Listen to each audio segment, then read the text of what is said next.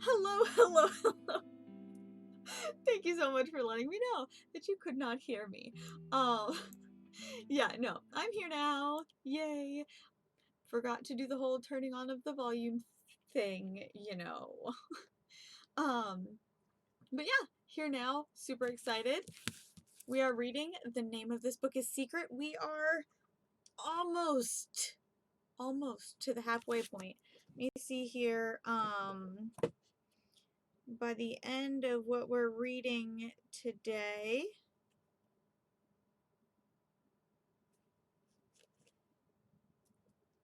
we're about 4 chapters from the halfway point, so super close. Hi. You wouldn't mind? You know, that would be really funny, but I feel like that would be more like interpretive dance and not quite reading of a book. I feel like that would be a very entertaining way to read a book. I'd have to I need a different setup for that. That's interesting now, trying to think of how I would do that. But yeah, no, I've got my book here. I've got my voice. I've got some fun stuff. I'm excited. Then again, I'm always excited to be with you guys. My apologies for last week being absent. I wasn't sure how to get a hold of you guys. I also realized that I haven't been letting you guys know to follow updates for my bedtime stories on my Twitter, that girl at that place 114. You can find my social medias in the bottom underneath under socials, and I'll be able to post there when I'm not going to be on. Unfortunately, I was not feeling very well, but I am all better now. I am very much so all better now, and ready to read. Thank you again so much for coming and for all your shares and likes and all of those fun amazeball things that you guys do. Let's see. Perfect timing. Exactly. We have not started reading yet, and I'm so excited. Waiting for a few things to load in here for me. Nope. I'm just gonna leave that there. It's gonna be great. It's like I just talked to you. Wow, you guys are amazing. All right, so we're gonna go ahead and get into our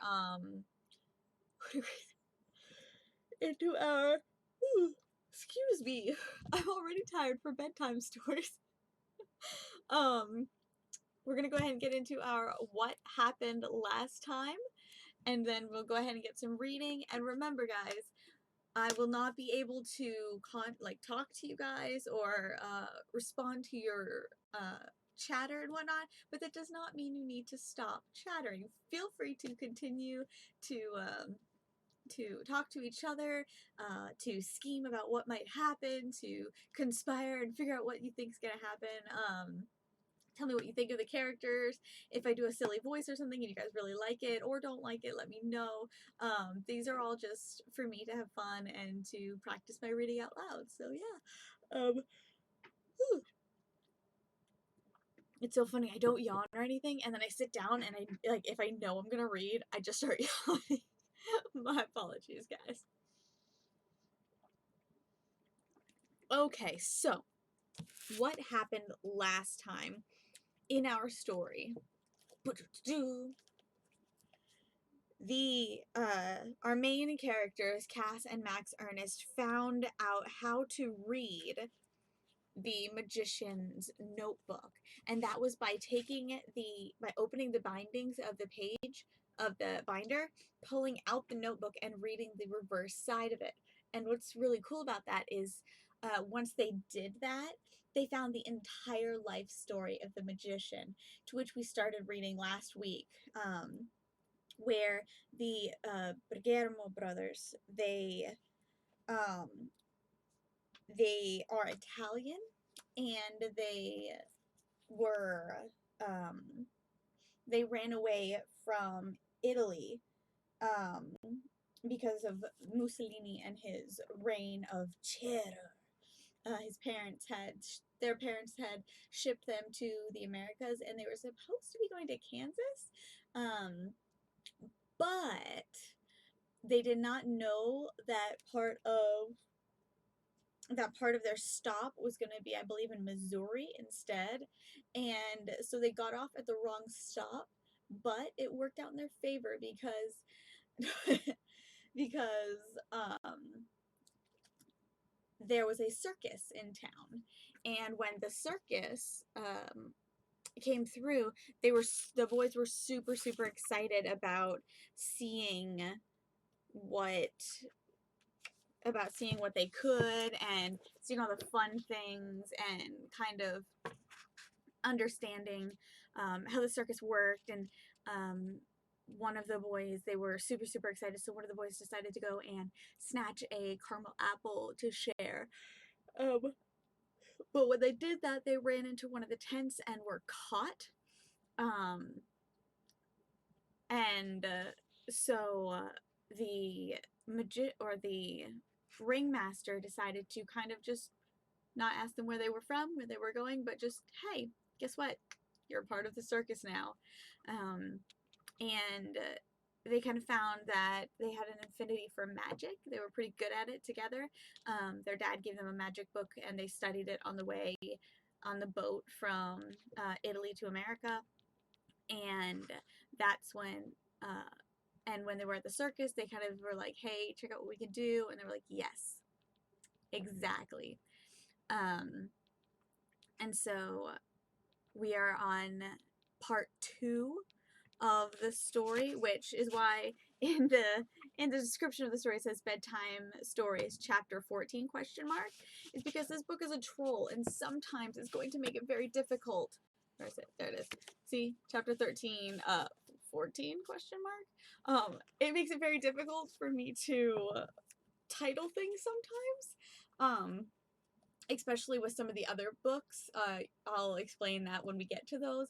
But this book series is super trolly, so it is going to troll on me to try to, which is going to make it difficult for me to explain some things, but we're going to try. Anyway, with that, another drink. Let's begin the chapters. Chapter 13, crossed out 14. The story of the Bergamo Brothers.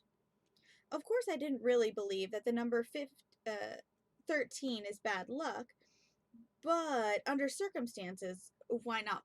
We better play it safe.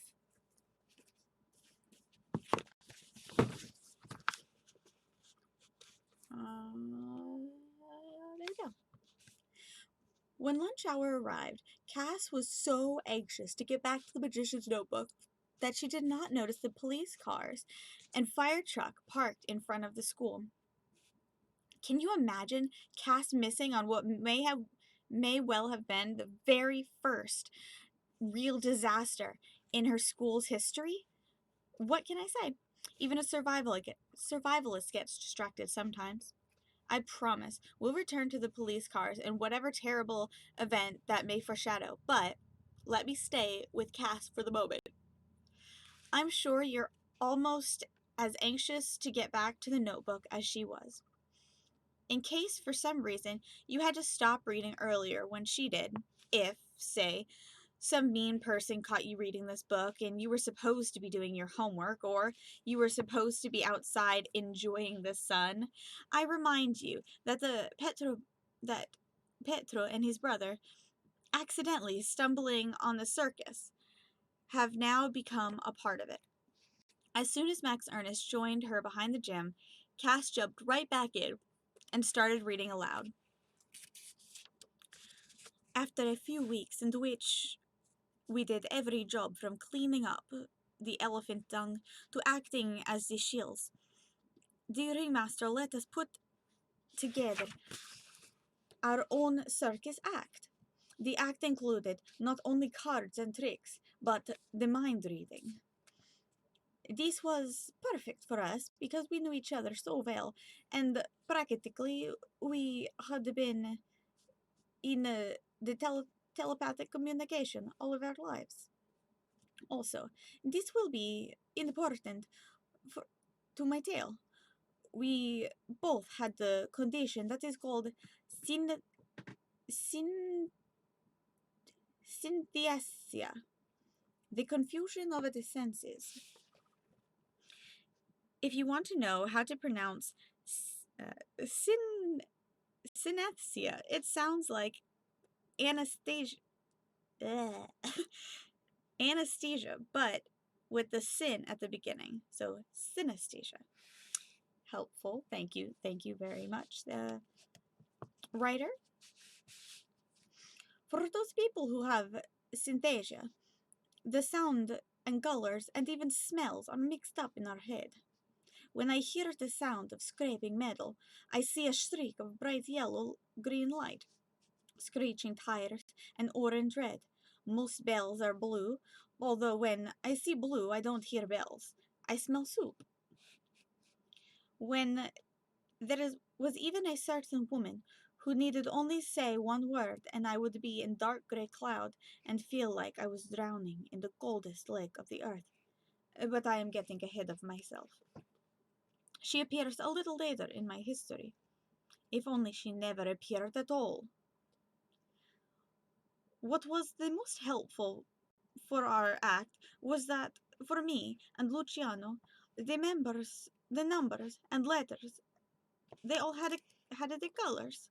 For example, the number 1 was green and 2 was purple, 3 was yellow, and at the same time, the letter X was red and Y was gray, and Z was turquoise.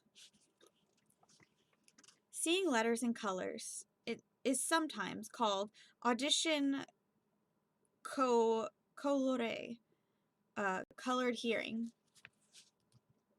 I can recall the day my brother and I first realized that people did not see the letters the same as we saw them. We were 7 years old, and a friend from the neighborhood, she was drawing with us. She kept writing her name over and over, and we kept telling her that she was using the wrong colors. I am ashamed to say that we were not very nice about it. Our friend started crying so loudly that our mother came out to tell us that our friend could use whatever color she wanted to choose. In the circus, it was very easy for us to have conversations with each other in color code. If I asked a girl in the audience of her what day her birthday was, I could tell Luciano the date simply by waving a few colored scarves. He could pretend to concentrate really hard, and then he would shout out her birthday like it had come to him in a trance. In this way, it seemed very much like convincing psychics.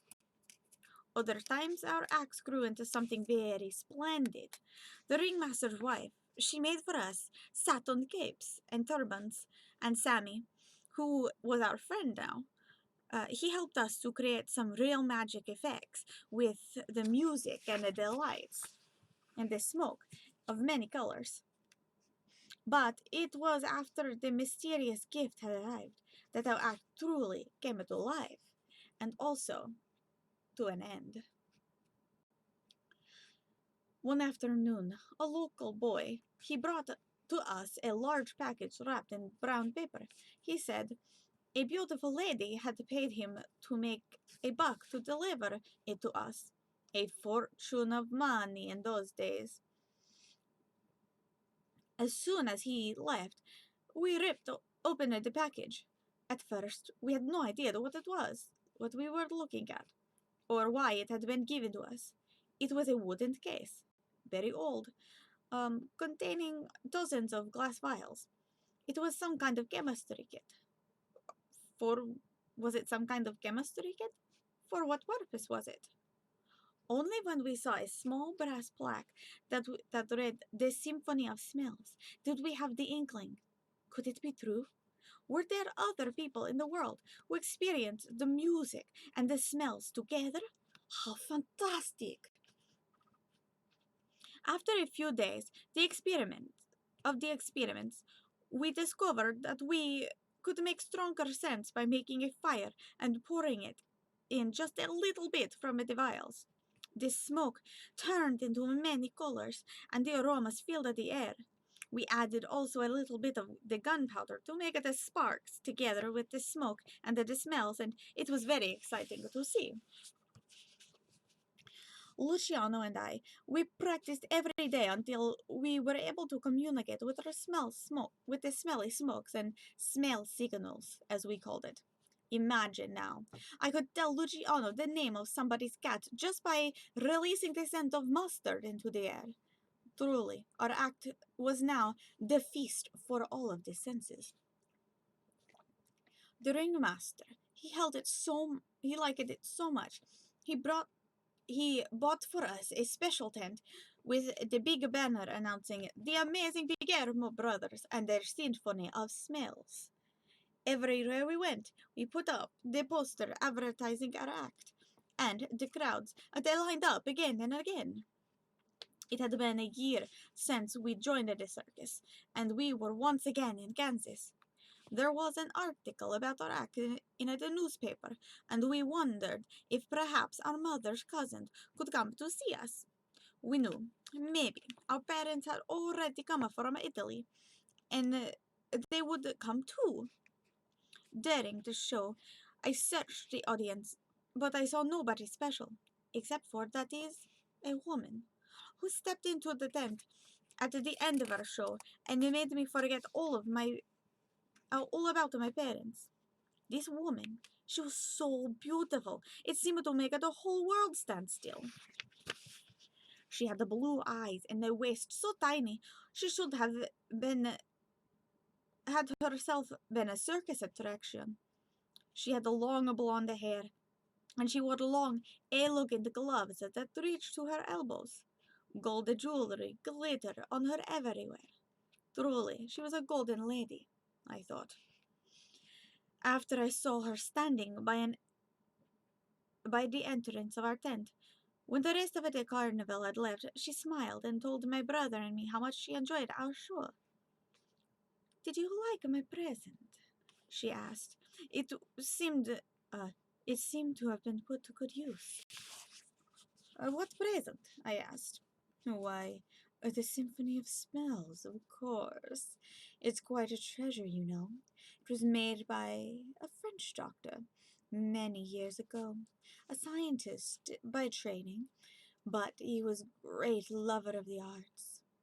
Before we could thank her for the gift, the Golden Lady said that she had a proportion for us, a proposition for us. Could Could she take us to dinner to discuss it? Since we had never been to a restaurant before, her offer was very exciting, and my brother eagerly accepted it. I, however, did not want to go. I had no real reason to be suspicious, and yet, as soon as I heard her speak, I knew she was not what she seemed.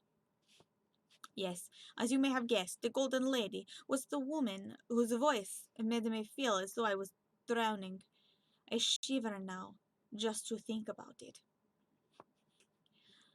I tried to make the excuses, reminding my brother of all the chores we had to do. He kept saying our chores should wait. What was wrong with me? Here was the nice woman offering to take us to a real restaurant. And when we went, and it went on like that. I think he was more of a little bit in love with her. Finally, the Golden Lady suggested that Luciano go to the dinner while I stayed behind. If I can't have if I can't have both brothers, at least I can have one. She asked if she was the child. She asked if she was the child and we were the toys in the toy. She asked as if she was the child and we were the toys in the toy store. I could see that Luciano was nervous about being separated from me for the first time in our lives. But we were too much angry at each other to argue against the idea. My brother, he left without saying the goodbyes. I stayed up all night waiting for Luciano, imagining all of the terrible things that could happen to him. When he had not returned by the morning, I searched the road, looking for the sign of an accident. Then I searched the circus ground. Maybe he was hiding from me because of the anger. My brother, he was nowhere. When I found the ringmaster inside his trailer, he looked very surprised at me, as if I were a ghost, or I had just spouted the antlers. But he recovered quickly and started barking the orders at me. It was almost time to go. That was what was I doing, lollygagging around? When I tried to tell him about Luciano being taken away, he said he was too busy to worry about my brother. The ringmaster, he was always acted impatient like this. But he said something else which confused me. Anyway, she seemed like such a nice lady, he said under his breath. I am sure your brother won't come to any harm. How do you know? I wondered. Had he met the golden lady? As he spoke, I noticed him pick up something from the table. It was a pile of cash, and he played with it in a very nervous way. I was still young, but I'd been I'd been around long enough to comprehend what that meant. Nowadays, it would have been a very shocking thing to sell a pair of 10-year-old twins to a stranger. This was the circus. My brother and I, we were some carnival attractions, no better than the trained monkeys. I wasn't very surprised that the ringmaster would trade us for a few dollar bills, but I hated him for it. I'll kill you! I yelled, and the man ran away and then I ran away from the trailer and from the circus as fast as I could. The rest of my story, it is the rest of my story, it is 70 years long, but it is really very short. I knew better than to go to the police. I was young and Italian and a carny. 3 strikes against me as far as the police were concerned. Instead, I spent the years living on my own on the streets, searching for my brother, checking the backs of every neck for the crescent-shaped birthmark. I never found so much as a single clue as to where was Luciano, except one. A couple of days after I fled from the circus, I hitchhiked to the next town where the circus had put up its tents. My plan was to murder the ringmaster in his sleep. How I intended to do this, I did not know. I had no weapons or any experience as a murderer. Whatever my plan was, it was too late. Where, once the circus had been, there was now nothing but ash. I wandered around the blackened fairgrounds in a daze. Some of my larger pieces of the rubble were still smoldering, and the smoke hovered over. There was also a terrible odor in the air at which the time I thought was the smell of rotten eggs, but now I know it was the smell of sulfur. I did not know exactly what had happened, but I was certain about one thing. The fire. It had been meant for me. In the middle of the ashes and the debris, I spied a crumpled piece of paper. I recognized the handwriting of it even from many feet away. It was a note from my brother, written in code, in which code we had invented for the symphony of smells. The words said, "Help." The note was like a stab. It was like a knife into my heart. After the loss of my brother, the magic no longer had any magic for me. Still, I had to make the livings, so I performed in the parks and on the street corners, on the trains when I could hop a ride with the hobos.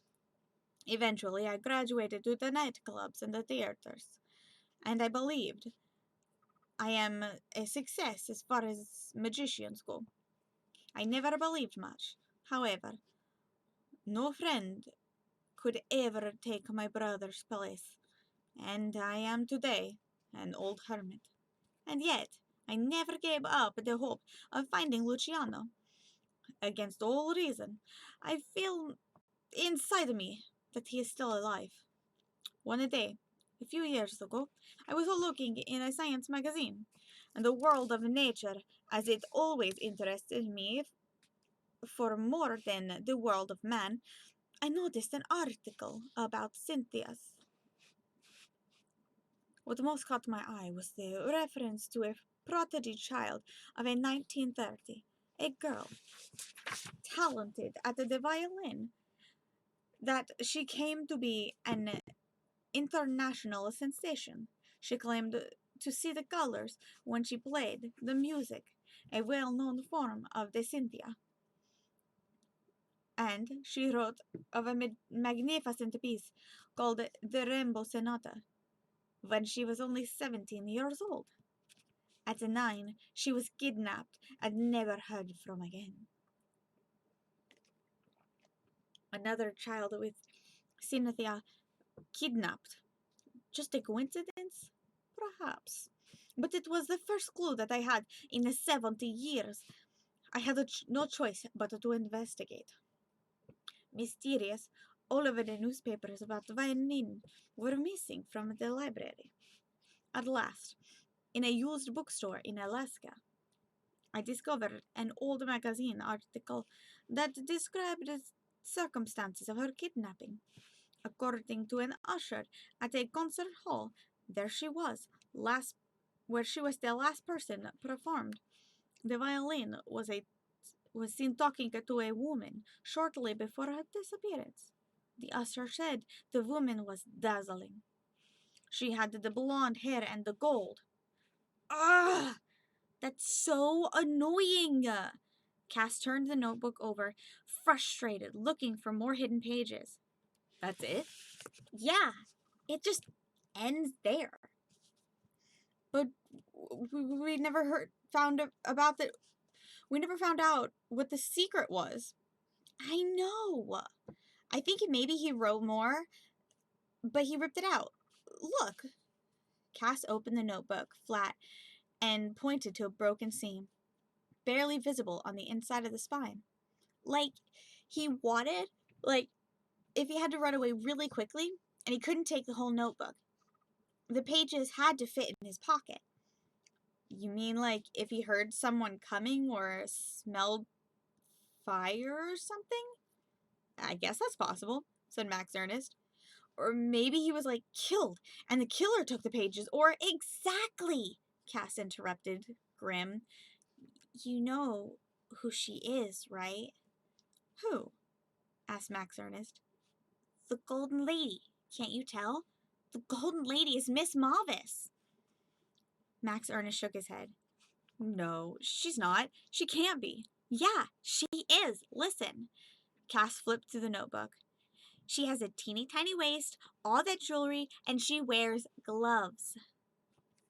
It does sound like her, said Max-Ernest, but she's not the Golden Lady. It wouldn't make any sense. What? Why? Name one reason you think it's not her. Okay, here's one reason. The lady in the story, at the circus, it was really, really, really long time ago.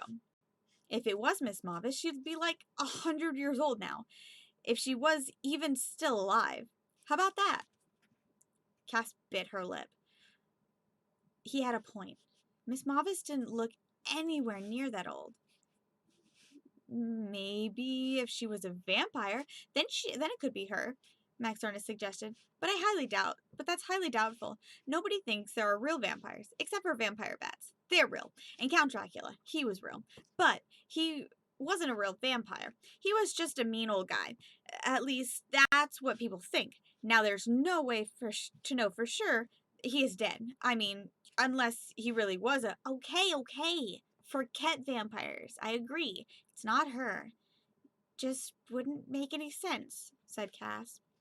So, what do you think we should do? I think we should get rid of the notebook as fast as we can, just like you said we should at the beginning, said Max-Ernest. You mean stop the investigation? Don't you even want to know what the secret is? It's too dangerous, said Max-Ernest. We're only 11. Personally, I don't think I don't want to be the kid. I don't want to be kidnapped. Just so we can know what happens in the end of a book. That's not the point, Cass said heatedly. Don't you have any sense of humor? Don't you have any sense of honor? We owe it to Petro to find out what happened. He was such a nice man. We don't even know him. I know. I don't really know anybody. That's why if we don't continue this investigation, who will? Max-Ernest didn't have an answer. Besides, said Cass, it's too late to turn back now. To back out. Maybe we don't know who Miss Mavis is, but she definitely knows who we are. Dun, dun, dun. Chapter 15. A confusion of the senses. Whatcha? Da, da, da, da. All right, I can read comments now. Hi, guys. Break time, break time, break time, break time. Yeah. I heard some like musical notes and stuff. Let's see what you guys have got going on here. We've got, hey Lucha Bear, hey Mad Downer, thank you so much for coming. We got Daquin in the house. You Daquin. Oh my goodness, Real POTUS. Hi Real POTUS, thank you so much for coming. We got K-Lubs. Hey K-Lubs. Now that I know how to say it. Thank you guys so much for coming. Let's see. Sad. That side enjoys the sun. True. Water is great for storytelling. Water is life, and I did not drink enough of it before I came. Thank you. I keep getting my Italian and my Russian accent very, they're very similar, so I get them very mixed up. But, the way the book is actually written, it actually has the, like the magician. Like, it has it written in the accent, so that actually, like, it clicks in my head better. So it helps me keep the accent. Italian Nani from TOA. I mean, you're not wrong. It's very, very similar. Like I said, the Russian and the Italian are pretty similar. You guys are amazing. So yeah, what are you guys thinking so far? Are you guys do you guys think that Miss Mavis is the Golden Lady? Are you guys thinking that it's just not possible? I mean, because if Pietro was the magician, and we knew he was an old magician, and he was what 10, 11 at the time. So now for this Golden Lady to come to like mess with them and talk to them, and then for her to come back, she would have had to been extremely old if if Petro is old now. So that's pretty crazy, no? Yes. Alright, let's go ahead and get back into reading. So, hope you guys all have your drinks, have your water, have your snacks. I have like a hair in my nose and it keeps tickling me. Can't get it out. My apologies, guys. Okay. We're gonna try this again. Also, thank you so much, Hockey Night, for hosting. Thank you so much. You are too cool. Thank you. She's got to be the daughter. Oh, that's a thought. It's kind of like I saw a recreation of Annie, but it was like all of the younger, like everybody's kids, and it was like Miss Hannigan's daughter or niece or something, like taking care of a nursing home, so all the girls that were kids were now adults, and all their kids put them in. It was crazy, but I don't know. That's a thought right there. That is a thought. Clips, please. All right. Getting back into the story, because apparently that was a very, very, very long chapter. This chapter is not as long, but we got to get into it so we can be an hour. All right. Chapter 13, A Confusion of the Senses.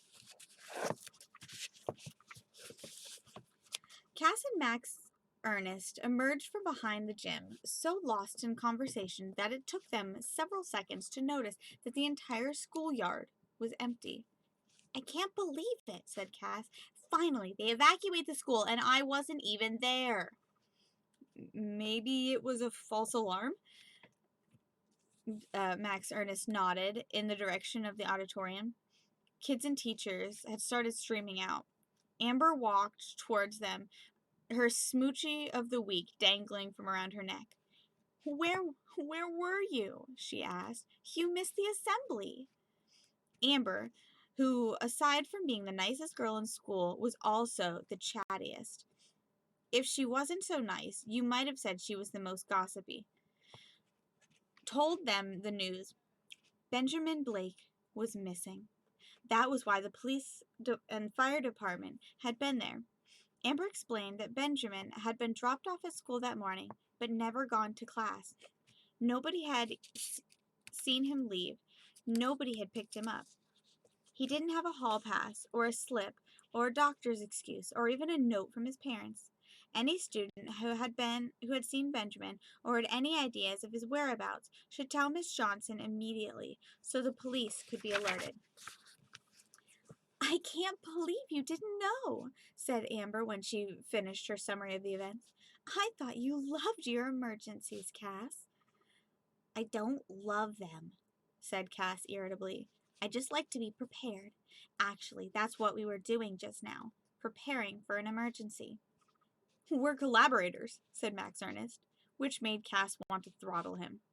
"Oh, well, I think it's great you two are friends," said Amber, which made Cass want to throttle her. "By the way, I'm almost done with this," Amber added, holding up her smoochie. "It's cotton candy. Do you want it, Cass?" Sure. Thanks, Amber," said Cass automatically, which made her want to throttle herself. "It's my 100th smoochie," Amber boasted, as she handed it over. "They gave me this when I bought it."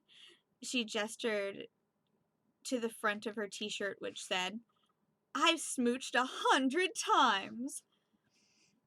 In glitter writing and sparkled in the sun, she twirled around.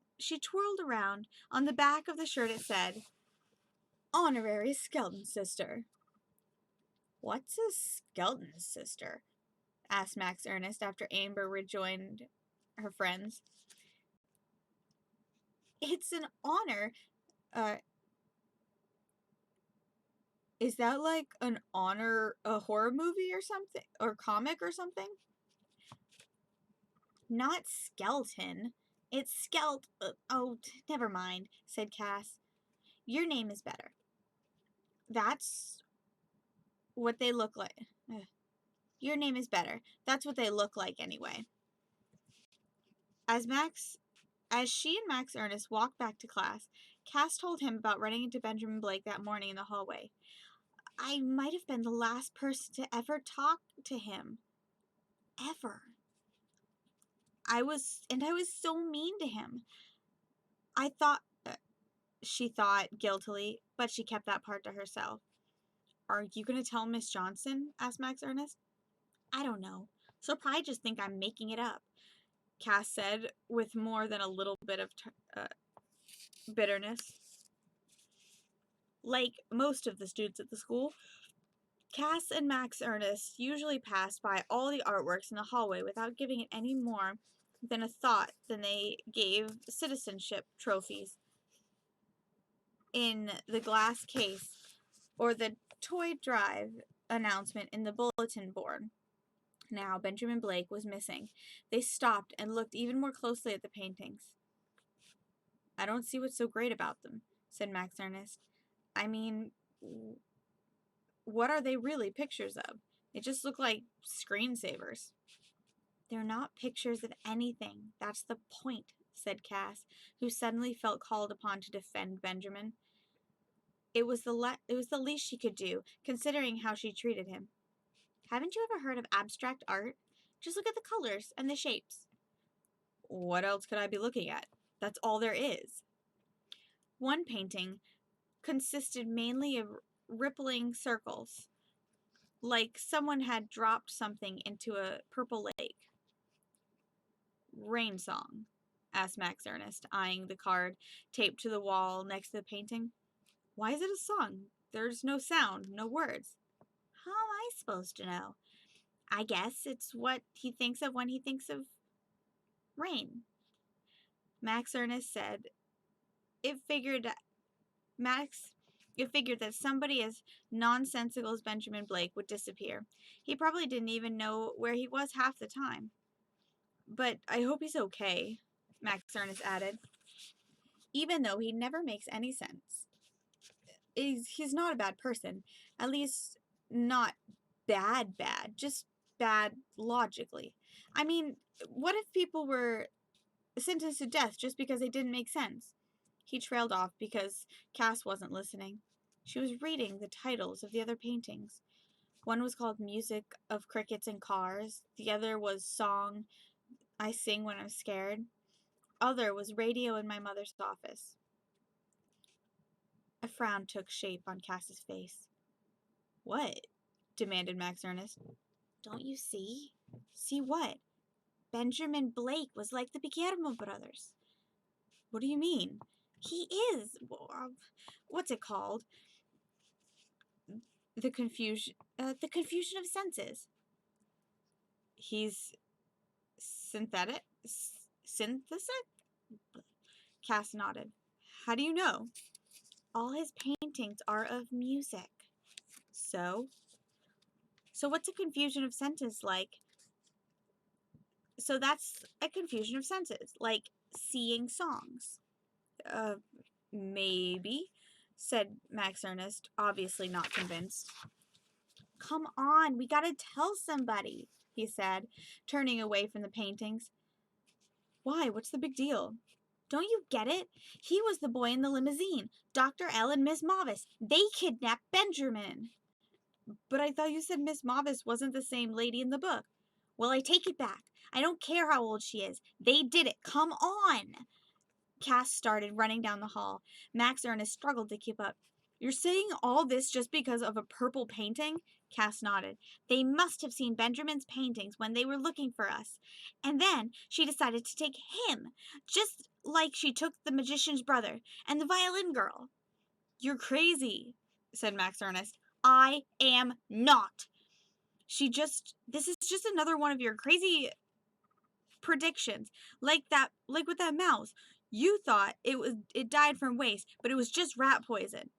We don't know that for sure, said Cass, ears stinging. She hadn't known that Max-Ernest saw the rat poison. Anyway, this is different. Benjamin's life is in danger, and you don't even care. Well, I don't think you really care either. My new doctor says it's just because of the ways your dad died, and the lightning and everything, and that you're a survivalist, and you're always trying to save everybody. It doesn't even have to do with them. Cass stopped running and stared at Max-Ernest. You told your doctor about my dad? So? You said it wasn't a secret. It's not. Then why are you so mad? I'm not mad. Your ears are all red. They're not. You can't even see them. Anyway, it doesn't matter what you think, because I don't think we should be collaborators anymore, said Cass, surreptitiously checking her reflection in the case. Really? With your condition, it's not safe for either of us. Nobody even knows what my condition is. That's why it's so dangerous. And I can't count on you. No offense, it's not personal. Anyway, I gotta go to class. Me too, said Max-Ernest. Without saying goodbye, each turned away from each other and headed towards the opposite ends of the hall. I know, it's upsetting. I wish I could report that Max-Ernest suddenly understood why Cass might not have wanted him to tell his doctors about her father, even if it wasn't technically a secret, and he immediately ran after Cass to apologize. Or that Cass realized that Max-Ernest hadn't meant any harm by telling the doctors, and that she immediately ran after him and told him they could be collaborators again. Or that they both suddenly realized that friendship was more important than petty differences, and they ran back towards each other and gave each other a big hug. But I can't report any of those things because they didn't happen. At another time, I might make a makeup scene to make you feel better. Normally, I have no qualms about pandering to the audience. However, the way the story unfolds from here, it is affected by the fight between Cass and Max-Ernest. If I were to end their fight now, the rest of their story wouldn't make any sense. So forgive me, in this instance at least, I must stick with the truth. In fact, Cass wasn't even thinking that much about Max-Ernest after she left him. She was thinking about Benjamin Blake. More particularly, what Cass was thinking about was that it was her fault that Benjamin Blake had been kidnapped. Her reasoning went like this. 1. He had never taken the magician's notebook. Or had she had never taken the magician's notebook, Miss Mavis and Dr. L would never have come hunting for her. Number 2, had Miss Mavis and Dr. L never come hunting for her, they would never have seen Benjamin's paintings. 3, had they never seen Benjamin's paintings, they would have never kidnapped Benjamin. Conclusion, it was her responsibility to make sure he got home safe before he was buried alive in a sulphurous inferno. Dun dun dun. Chapter 6. A rumor about monkey blood, a forged ransom note, and a scary phone call. Thank you guys so much for joining. This has been super fun. So, what do you guys think so far? Like, is this cray or what? I 100% love the story of the Bergamo Brothers. They are amazing. Yep, dun dun dun. They're amazing, and we are getting into this story. Like, oh man, it's picking up. It's picking up like hot sauce. Like, hot. Let me do this one. Burp. Searching for music for your next videos? Then you need to check out our list. With amazing Oh yeah, hot music out sauce. daily, Hot sauce is definitely where it's at, covers man. everything.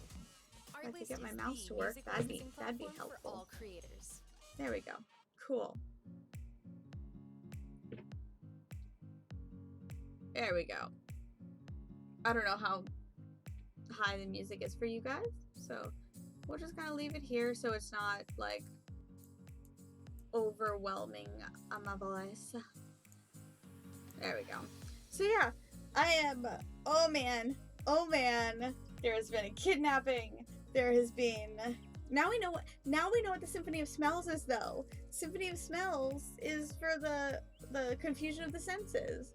Like, that's pretty cool. Like, think about it. Like, completely normal people, but your brain works in such an amazing way that it's like, I can talk to you in secret communications by, like, putting cotton candy in the air. Like, dude, I think that'd be cool. I think it'd be a little bit, frustrating because then, like, you're walking through a farm or something and just any smells are, like, through the city. Like, think about it. You're walking through a city and it's like you're having a conversation in your head with literally nobody just because there's smells in the air. Like that'd be odd, but I feel like you'd get used to it and kind of figure out how things work. And like which ones are purposeful conversation and which ones are not. But that would also explain why Benjamin Blake is like, woo, and like super spacey. He's like having all of these conversations. It's crazy. So, let's see.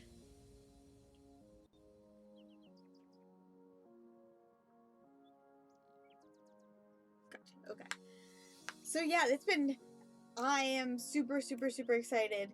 And now we've got like a scary phone call and a ransom note, like, coming up.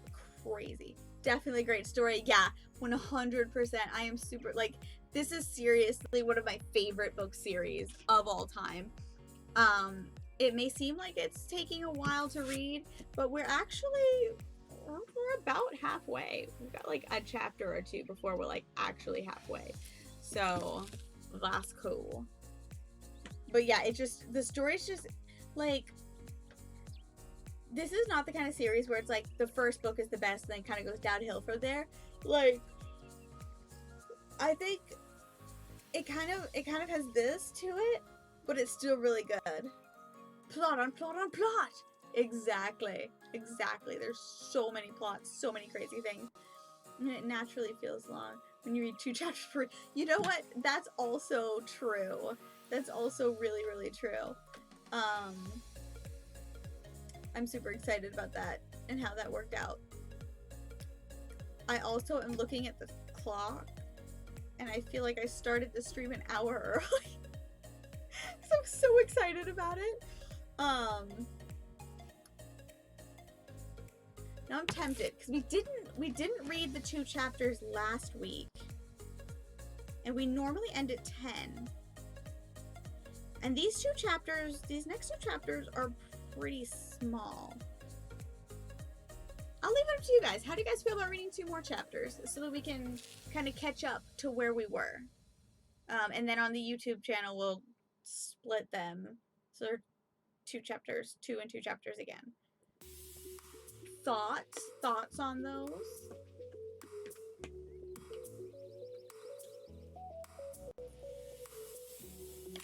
Would you guys be up for reading 2 more chapters? More reading! Something tells me you guys are enjoying it, and that makes me so happy. I love it when people like the things that I like, because then it's like, I have friends. Yay, friends. Oh my goodness. I yawned. Alright, so what I'm gonna do is I've got this really cool be right back screen, and it's super cute. I'm gonna do that. I'm gonna fill up my water. I'm gonna stretch a little bit. You guys go ahead and do the same. We'll be back in like 5-ish minutes. And then that way we can go ahead and be all refreshed for reading 2 more chapters. Sound good? Ciao! Alright guys. So I'm gonna do my outro for the I'm gonna go ahead and do an outro for the YouTube part of it, so when we splice it, it goes together. And then we're gonna start the next. I'm gonna put the be right back screen on. Come back in about 5-10 minutes after we get a drink or something, and then I'm gonna start it like we're starting a new one. That way for the YouTube channel and such. Okay, here we go. Thank you guys so much for joining. I am so excited to continue on reading. This has been an amazing book series, and I'm already super stoked. So if you want to find me, you can find me on all my social media links at the bottom, which are That Girl at That Place, pretty much anywhere and everywhere except for Instagram, where I am Lady Skyburn. You can find me, you can support me if you like by hitting the subscribe button up at the top, or by donating down below in the support, by clicking the support button. It's going to be super big help. Thank you so much for all of you guys who have already went out and supported me through the donation button or the subscribe button. That means so much to me. Right now I am saving up for an art tablet. Right now I believe it's the Wacom 13 that I'm looking at. It is a little bit more on the expensive side, but it's because it is mobile, so that I can bring it to conventions with me and such if I need to do a stream there or commission work or of some sort. That way, it's the only tablet that I found that's mobile so far. But if you have suggestions, otherwise let me know. Other than that, go ahead and donate so that I can go ahead and purchase that and our art streams can be a lot more professional. Then you can also find me at www.nerdychicken.ca. That's www.nerdychicken.ca, and you can find my owlbear dice bags that I make there. They're super, super cute. And right now, there are 3 on the website right now. If you would like a custom bear build or anything like that, let me know. Message me on any of the social medias that I have on the bottom, and we can go ahead and get your custom bears started. During the pandemic and quarantine, I am in a quarantine house, so I would prefer it going from quarantine house to quarantine house instead of quarantine house to a warehouse to your quarantine house. So go ahead and get with me, and we'll do it personally for a little bit until the quarantine is over, till the pandemic is over, and we can start working, sending things back to the company. Yeah, I believe that's it. You can check my schedule out and everything else down below, and I will see you guys next week for more bedtime stories. Remember, guys, little goals, big old dreams. Bye, guys. Boop, boop, boop, boop.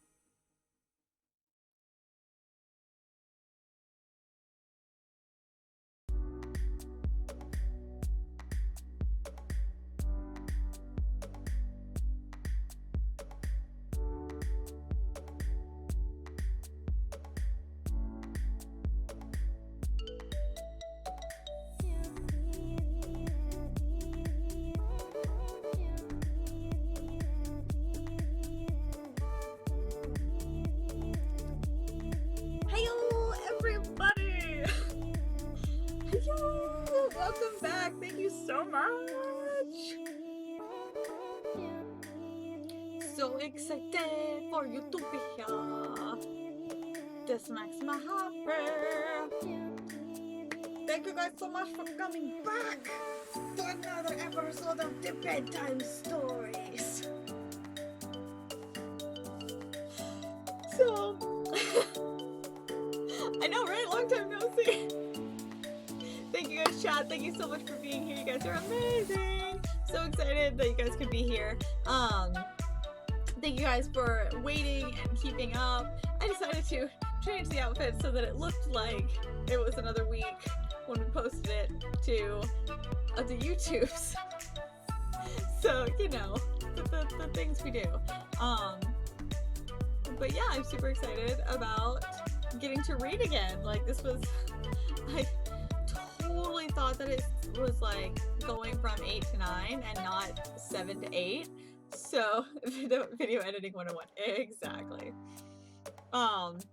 So yeah, this is gonna be fun reading again. I'm so excited. So much the reading. So who's ready to get back into the name of this book? Is a secret. See just how many more accents I have to do tonight. I think that was like the most accent heavy chapters because the entire thing was in an Italian accent, or my attempt at an Italian accent anyway. So keep in mind, everything in this book is kind of trolly. So I think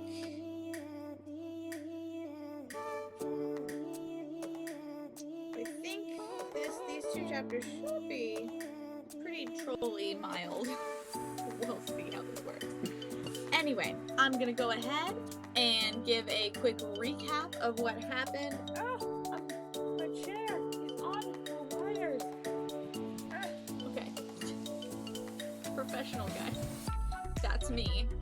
Professional.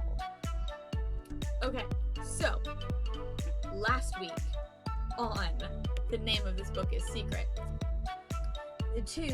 our two epic heroes, Cap, Cassandra, and Max-Ernest, decided to read. Oh, wait, hold on. Take 2. I have to turn the music off. Slow fade. Dun, dun, dun. Maybe she should turn. Yeah.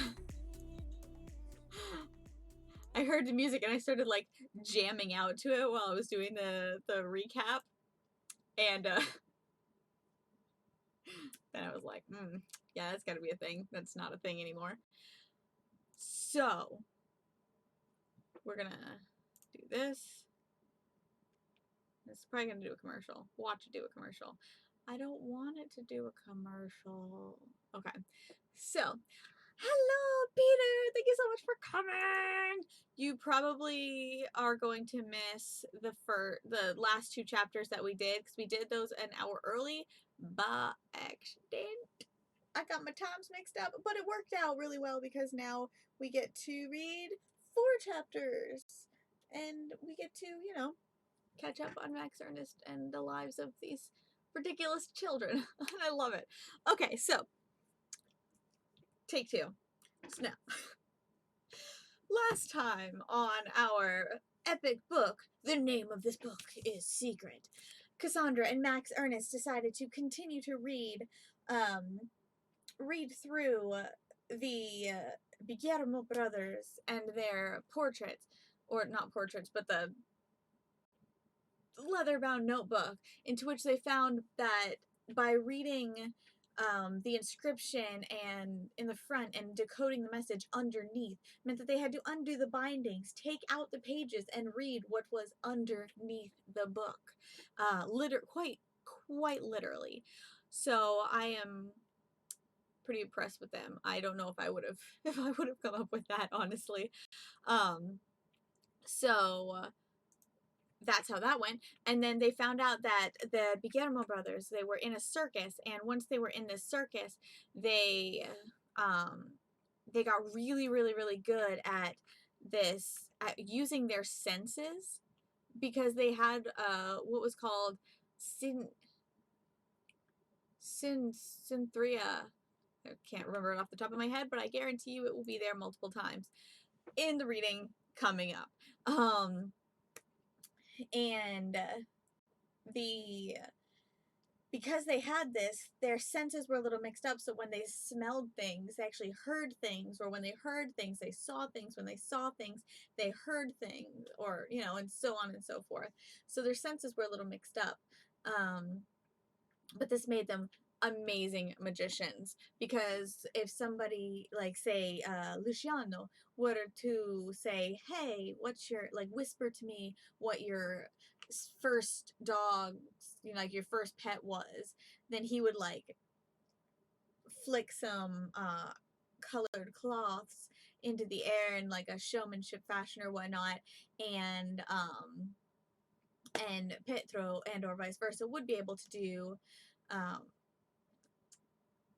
would be able to understand and technically read what the colors were saying. So that's a really cool thing that brains do. And this is a legitimate, I don't really want to call it a disorder, but it's a legitimate wiring of the brains.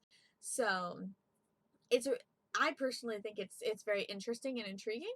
And if any of you guys have it, please let me know, because I am super interested in learning about all this kind of stuff.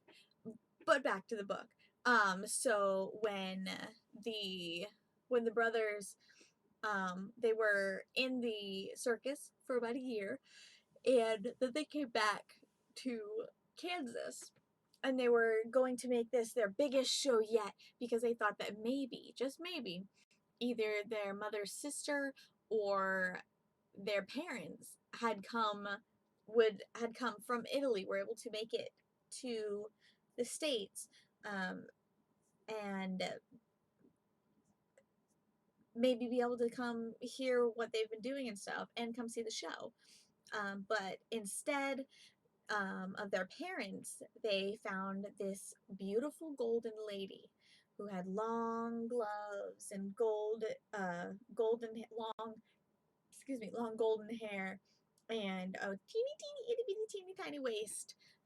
They said that she should have been a carnival attraction in herself, but she wanted to take that to lunch, to dinner, and only Luciano took her up on the offer, and she very cryptically said, well, if I can't have both brothers, I'll just have one. And that was the last he ever saw of his brother, except for a note that he found of his brothers that spelled out help, and in their secret language, and a article clipping of a girl who also seemed to have the same syndrome, and she was also kidnapped. So although the Bergamo Brothers were technically sold by the ringmaster, which was awful, but yeah, so there seem to be some similarities, and Cass is convinced that the Golden Lady is none other than Miss Mavis. So that being said, let's go ahead. Actually, there, that way it's more centaur-ish. Okay, that being said, let's go ahead and get into this. Wait.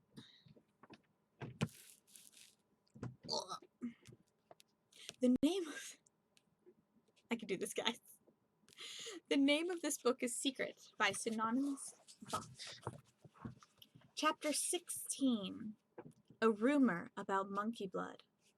A forged ransom note. And a scary phone call. Cass had only one clue Cass had only one clue to Benjamin's whereabouts. The name on the limousine which he was taken away. The Midnight Sun, Sensorium and Spa. She had no idea what a sensorium was, unless it was one of those isolation tanks she'd heard about. You know, the ones where people are submerged in water until they regress all the way back to being a fetus in their mother's wombs. But she thought this was but she knew that what a spa was, more or less. Spas were places where her mother called me time, and they usually included a massage. Cass had ever Cass had ever been to a spa once. Or Cass had even been to a spa once. If you counted the booth that Amber and her friends had built for that last year's school affair, all they did was put slimy cucumber slices on your eyes and cold oatmeal on your face. But, of course, everybody loved the spa anyway because it was Amber's. The experience had done nothing to improve Cass's opinion of spas. Lying around being pampered when you could be training for an emergency was the opposite of everything Cass stood for. It figured that someone like Miss Mavis would have a spa. On the plus side, if her spa existed, Cass knew just where to find information about it. She had 50 minutes to get home and back before the next class. She would have to run and hope that no one saw her. After a week away, she was so unused to entering her house that she forgot the alarm code. She only remembered to punch in her birth date when the alarm started to sound. The curtains were closed and the house was dark, and Cass, feeling more and more like a thief, decided to leave it that way.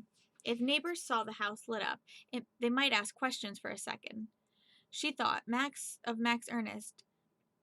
Had a friend been with her, she might not have felt so uneasy. But she pushed the thought away. It was better working on her own, she reminded herself. That was the whole point of being a survivalist. Her mother's obsession with travel guides had always mystified Cass, but she was grateful for it now. She pulled book after book from her mother's shelves until she had a mountain of them, all about spas. Then she sat on the floor, flipping through the books one after the other. They had titles like Spa and Get Wet, and they were filled with pictures of sunsets and bubbling jacuzzis and smiling grown-ups wrapped up in towels and getting massages. Cass thought all spas looked alike, but apparently to her mother, each spa was different from the other. Her mother's notes were scrawled across papers. Looks like a dream. Too much money. Where's the beach? Next to one resort, her mother had written, "Take Cass next Christmas as surprise?" ? Quickly, Cass turned the page so she wouldn't be tempted to read the entry. By the time she got through the pile, Cass figured she must have read about every spa in the country, but still hadn't seen a reference to the midnight sun. She'd already started in the laborious process of reshelving when she noticed an old, battered guidebook that had slid behind the others. The front cover of the book had fallen off, revealing the first yellowing page of introduction. And what was the word? As it turned out, the word that caught her eye was sanitarium. A sanitarium, she learned, was where they used to send people who had tuberculosis or were mentally ill. The introduction also mentioned a solarium, the glass room in which people bathed in the sun back in the old days before their mothers worried about skin cancer. But not a single sensorium. A sensorium. In the end, however, luck was with her. Buried inside the book, Cass discovered an entry about the midnight sun. Here is what it said. Ah, to be young again. It's the oldest quest on earth. The thirst that can never be satisfied. The battle that can never be won.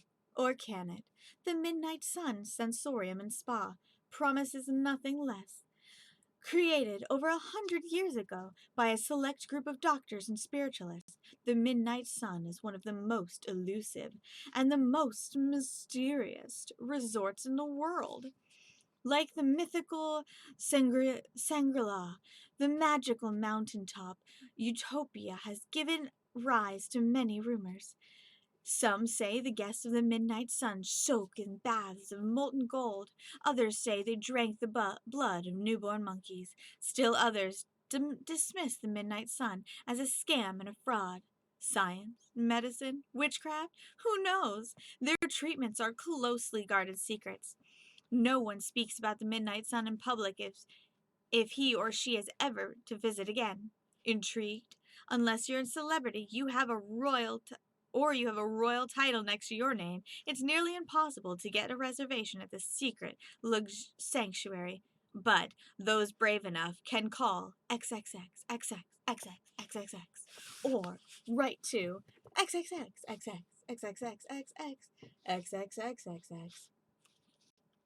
Cass put the book in her backpack, mulling over what she'd read.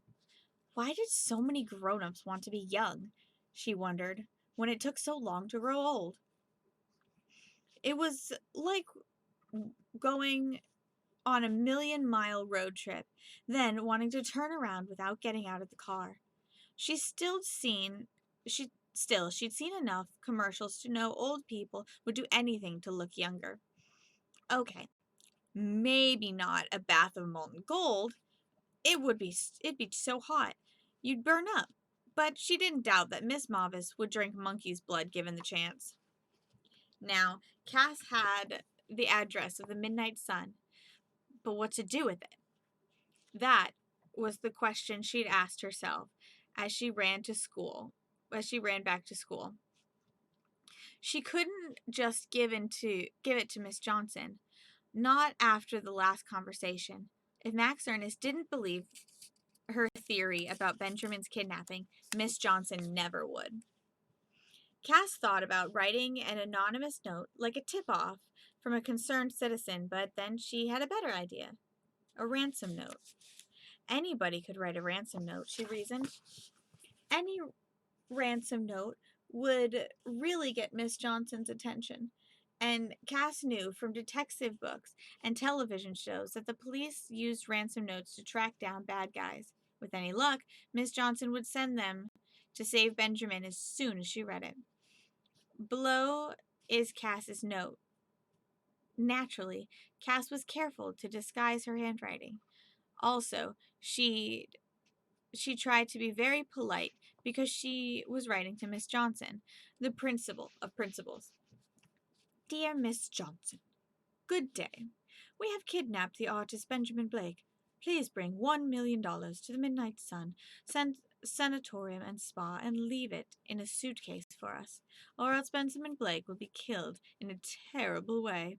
Sincerely, Dr. L. and Miss Marvey. P.S. The address of the Midnight Sun is. It couldn't have gone worse. 5 minutes after she slipped the note through Miss Johnson's window, Cass was summoned to her office. Miss Johnson, holding up the note in her hand. In all Cass' run-ins with the principal, she had never seen the principal so angry. I am extremely upset with you, Cassandra, she said. Did you think I wouldn't recognize your handiwork? I can't even believe you would continue your childish pranks, knowing that one of your peers is missing, very possibly in grave danger. But they really did. They had a limousine with the Midnight Sun on it, and I saw a boy in the window. And you know for certain it was Benjamin. Tell the truth. More than anything, Cass wanted to say she did, but Miss Johnson saw her hesitation in her face. I don't know what you have against that couple, but I'm warning you.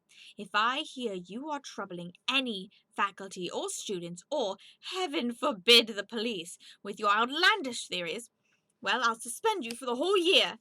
Am I understood? Cass nodded. I must admit, this is one of the most politely written ransom notes I'd ever received. At least your manners are getting better. Now, out of my office! On the bus that afternoon, Cass sat with her knees doubled against the back of the seat out in front of her, ignoring everyone and everything in the vicinity. She had to rescue Benjamin Blake. But how? Not with any help from the principal or policeman. And definitely not with any help from a certain non-stop talking boy. The obvious step was to go to the Midnight Sun herself. But how would she get there? No way her grandfathers were taking her. Not if it meant her skipping school and their risking the wrath of her mother. Besides, even if she could get to the Midnight Sun, how would she get into the Midnight Sun? She wasn't a celebrity, and she didn't have a royal title. She was just a kid, and kids don't usually go to spas. Except for maybe, like, Amber. What would Amber do if she wanted to get in? When Cass got off the bus, she had an inspiration. Before she could change her mind, she pulled out the old guidebook out of her backpack and looked up the Midnight Sun's phone number. And she disabled it, and she dialed it on her phone. She could hardly believe what she was doing. She had that giddy, dizzy feeling you get when you make a crank call, only this was much scarier. To her relief, a machine picked up. "You have reached the Midnight Sun, Sensorium and Spa," said an unmistakably icy voice. "Please, leave a message if you're ready to say goodbye to the old you and hello to the new." Cass shuddered, remembering what the magician had written about Miss Mavis making him feel as if he were drowning in the coldest water on earth. Cass might not be synesthetic, but she knew exactly what he was talking about. "Hello there. This is one of the Skelton sisters. I'd like to make a reservation to stay at the Midnight Sun." She left her number.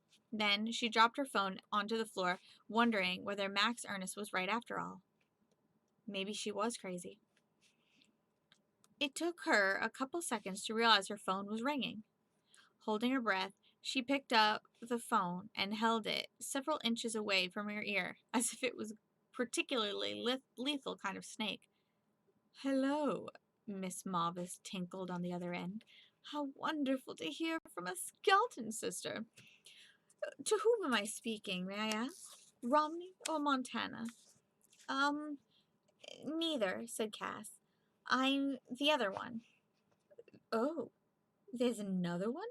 I had no idea." "Yes, my name is Amber. I'm the youngest. They keep me hidden, but I'm famous also," Cass explained. She was glad she practiced lying on her mother. "Oh, you're one of those secret celebrities? My favorite kind. Being in public eye is so tiresome, don't you think?" said Miss Mavis, inquired. "Yes, that's why I want to stay at the Midnight Sun. I hear it's very private. All your treatments, I hear they're really great. I know it's hard to get a reservation, but I thought maybe since I'm a celebrity..." "You seem to know a lot about it," said Miss Mavis with a high laugh. "Yes, I do."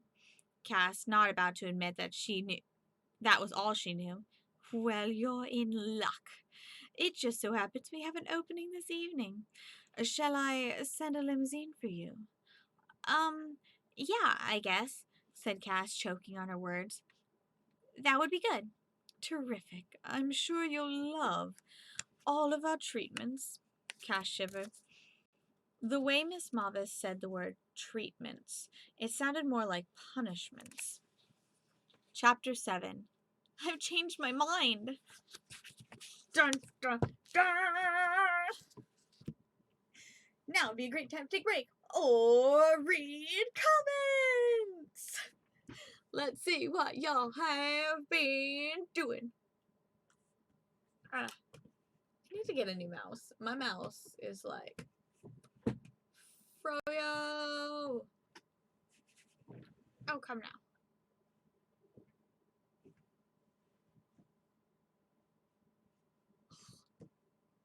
on, mouse. Where'd you go? Where did you go? I can't find my mouse, guys. He's gone.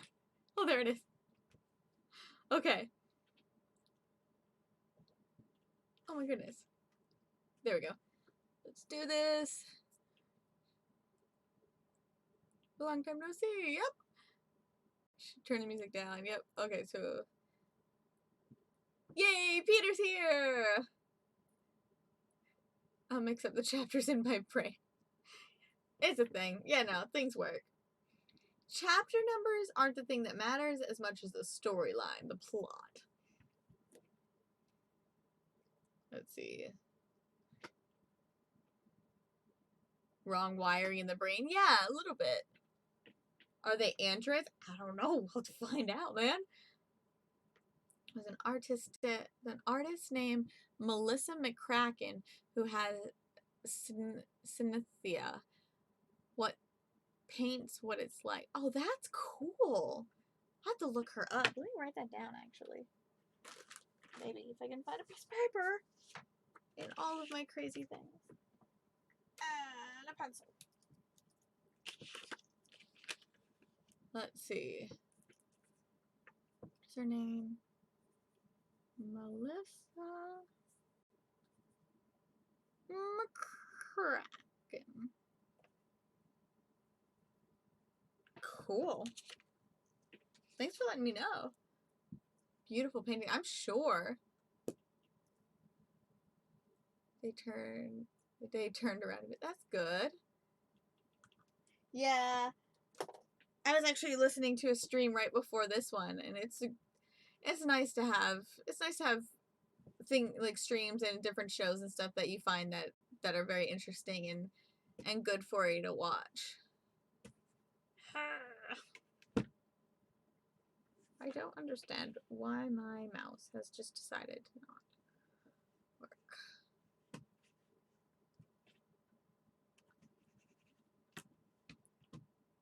Okay, so it's way down there. There we go. Okay, there we go. My apologies, guys. Technical difficulties. Good. I still think this pandemic is ridiculous that it literally reaches all over the world.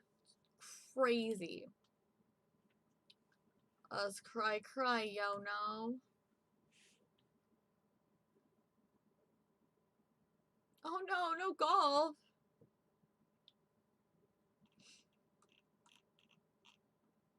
Nice read. Good. I'm so glad that you guys like this book. Like, that makes me so happy that you guys like it. You guys are amazing. And for all the people that are lurking and just kind of listening, thank you guys so much for joining. I am trying to get to partner, which means I have to have like 75 people watching me, like live normally. So I will take all the lurkers that I can get. If you guys like my content, that is amazing. Go ahead and subscribe up in the top so you can get notifications when I am live.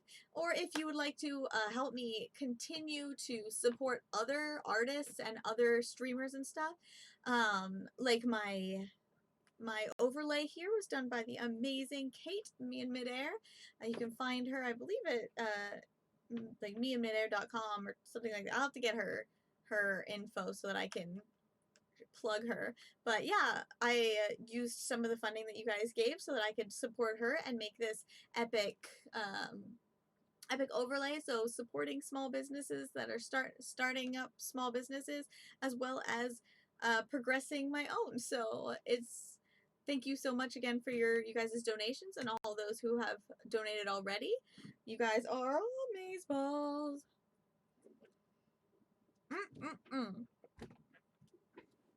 So I'm super excited that all of you guys are here. I keep kicking something. I'm obviously very distractible tonight. Let's see how long the next chapter is. Oh, the next chapter is only like 3 pages. So let's go ahead and get back into the book. We're going to go ahead and read a little bit more, chat a little bit more, and then be done.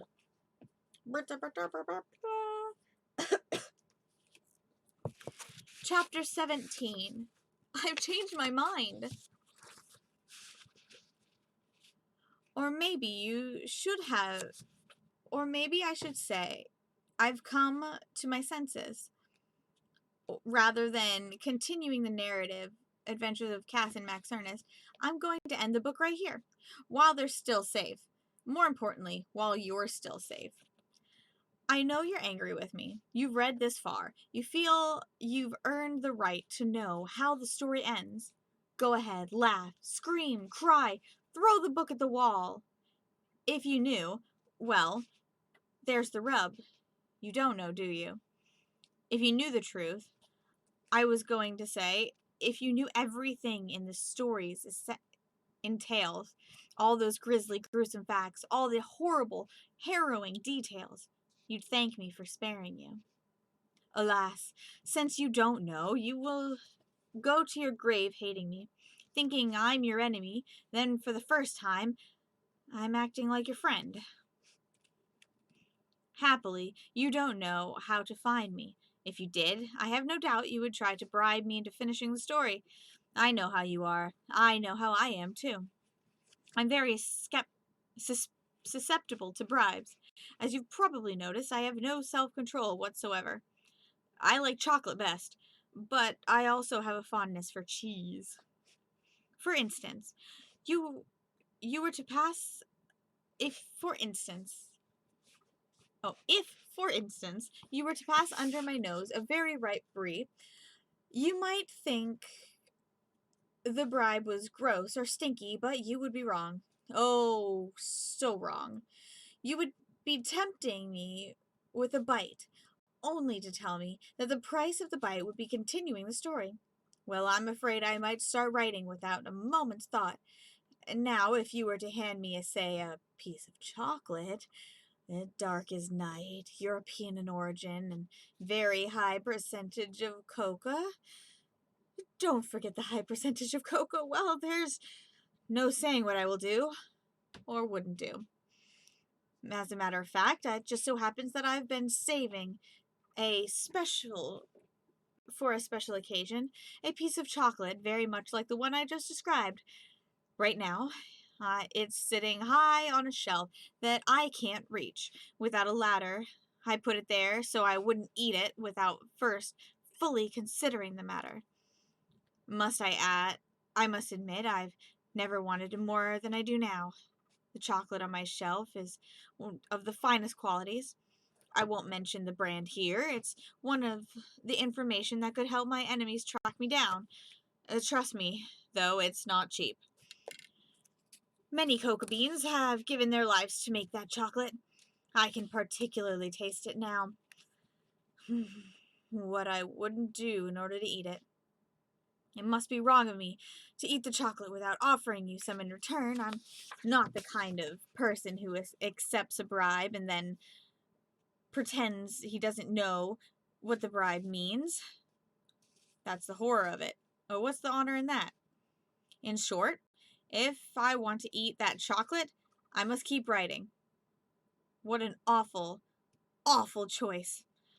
On the other side, I renounce the chocolate and stay healthy and trim, and I put an end to this reckless tale-telling.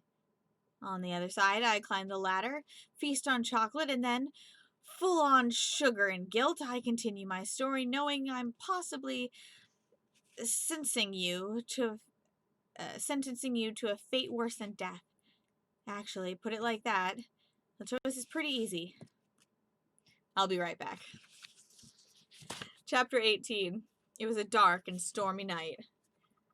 Dun, dun, dun! And there we go, ending before 10 o'clock. You guys have been an amazing audience, and I'm super glad that we got to read the extra chapters. So, thank you guys so much for joining. I love those, that right there was a good way to end the night, I think, with extra chocolate chatter. Chocolate chatter. So, yay, chocolate. I think that's why I like this book. It's just because the author is like such like a real person, and he has these struggles that we all just We just understand. I know I personally understand him. He's a pretty understandable guy, and I've got this drawer next to my desk right here. And I may or may not have just stocked up on my own personal stash of chocolate, which now I feel myself breaking into. So, I go ahead and suggest that you guys do the same. Grab yourself a snack, grab yourself some amazing sweet treats. Plus, but that was a chapter.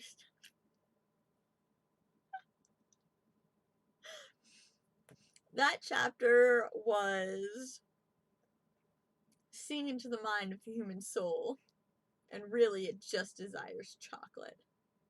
That's it, just chocolate.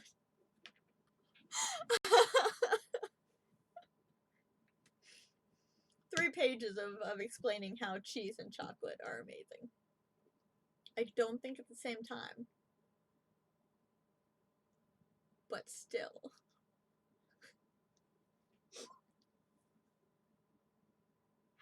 Oh gosh, good times, good times.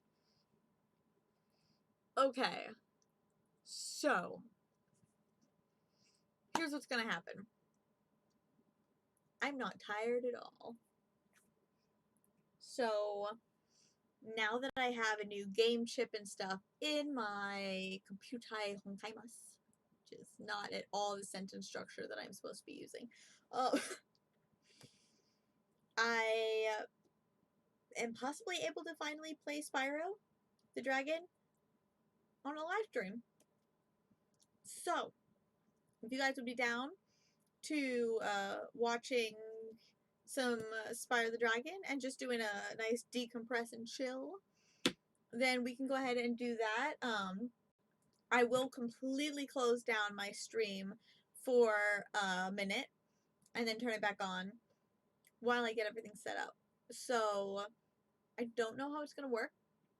I don't know if it's going to work. But I think I'm going to do that here in a minute. Get comfy again. So, yes, if that's something you'd like to do, stick around.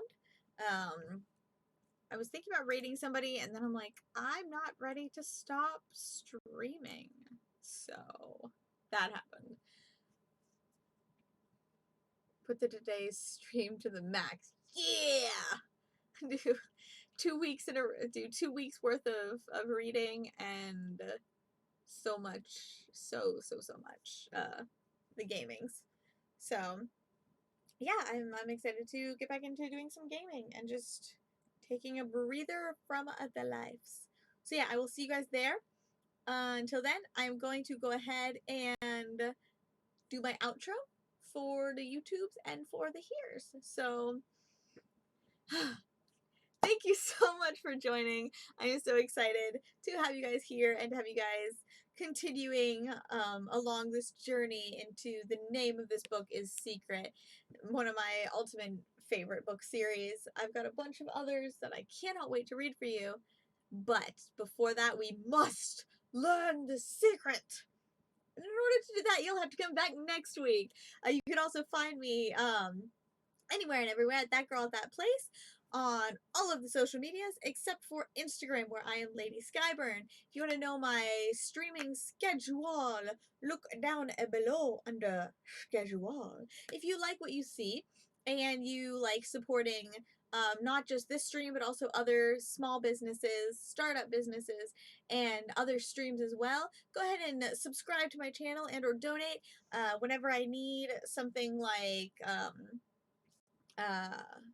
this amazing overlay. I will find a startup business or another small business or whatnot to support. That way, not only is your money going to good use for helping the stream become more professional and more